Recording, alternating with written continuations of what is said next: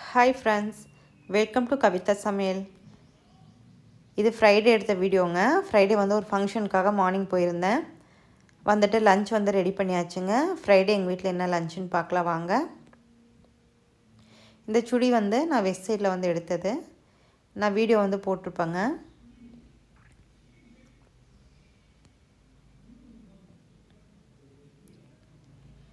சுட சுட சாதம்,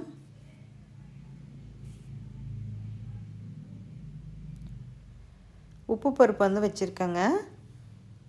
இதில் கீ போட்டு சாப்பிட்டோம்னா ரைஸ் கூட ரொம்பவே டேஸ்டியாக இருக்கும்.